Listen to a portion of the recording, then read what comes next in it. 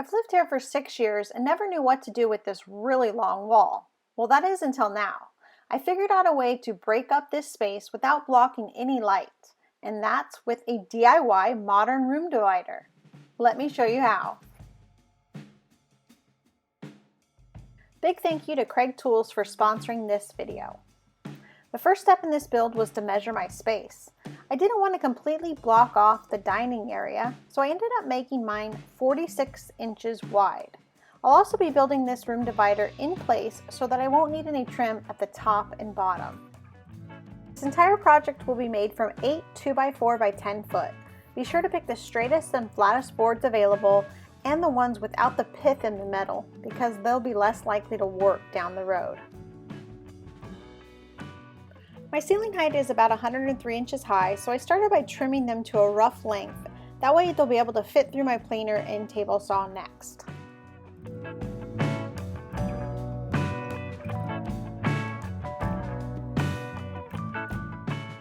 And after measuring, I had just enough room to get them to fit through.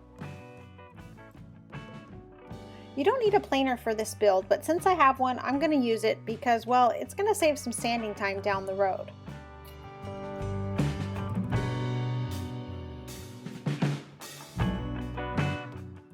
This next step is optional as well. I took the boards over to my table saw and I trimmed about 1/8 of an inch off of each side to remove the rounded over edges and to give each board a more modern look. Also, for that modern look, I filled any knots or imperfections in the board to get them as smooth as possible after sanding.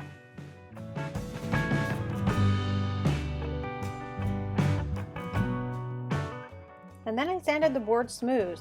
Again, the planer and table saw aren't necessary steps, but they did save time sanding. And after sanding, I went ahead and primed the boards before install. After making sure I liked the 46-inch width, I went about securing the bottom board to the subfloor, which in my case is concrete. I used a masonry drill bit to drill pilot holes, and then I secured it using some masonry anchor screws. Oh, and when you're drilling into concrete, you want to make sure that you're using the hammer drill setting on your drill.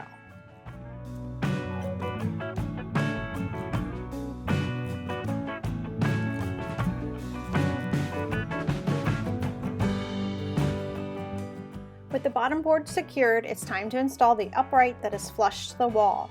I measured each upright individually so as to have a nice snug fit.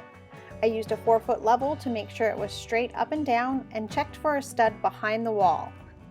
I wasn't so lucky to find a stud, so I ended up drilling holes through the board and into the drywall so that I could have pilot holes in order to install drywall anchors to secure the board to the wall.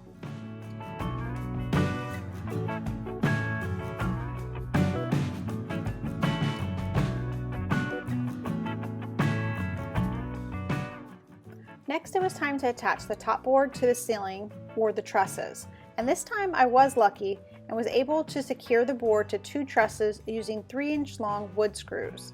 I did also use a square to ensure that the board was perpendicular to the wall.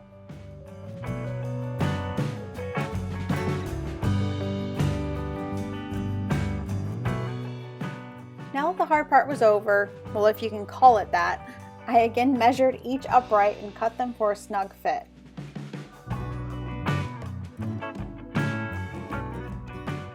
Once I knew I had my measurement right, I drilled 2 1.5-inch pocket holes on each end of the upright using my Craig 720 Pro pocket hole jig.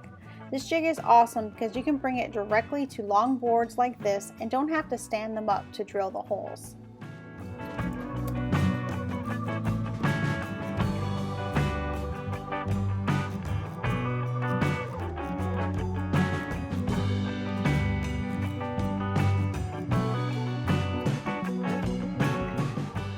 Once I tapped the upright into place, I secured them using 2 1/2-inch pocket hole screws. And having that snug fit on the upright works as a clamp and holds the boards in place while you're attaching them.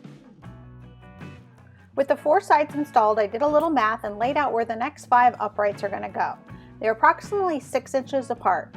I really like this spacing because it lets light through and you can fit your hands in between to easily sand the boards.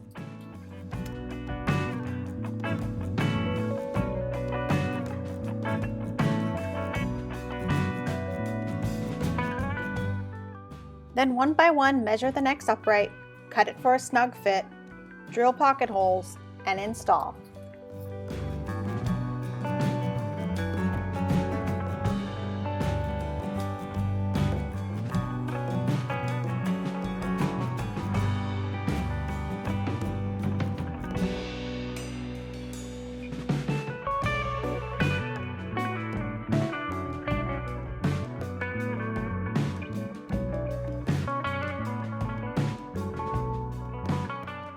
Another awesome feature of my Kreg 720 Pro pocket hole jig is that it has an Automax clamp that senses how thick the material is you are using, so it makes setup easy or switching between material thicknesses a breeze.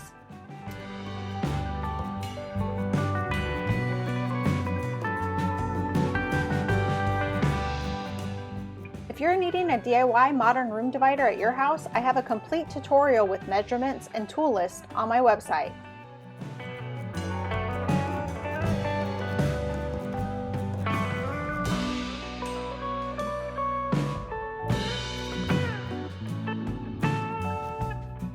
And if you're liking this video, be sure to hit that like button and subscribe to my channel so you don't miss my next awesome build.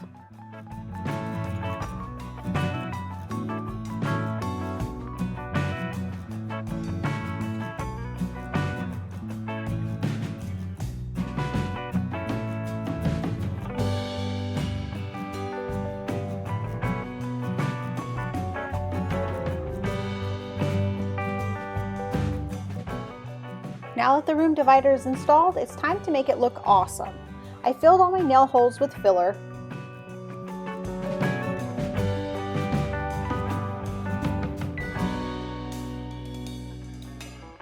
caulked all the seams,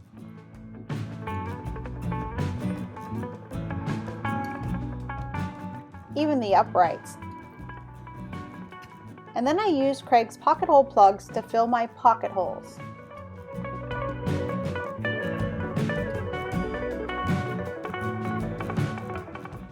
And after sanding, it was time for paint.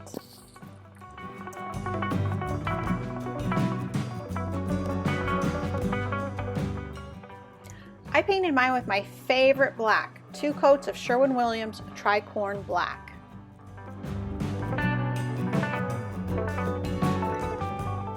Alright, this is where we started.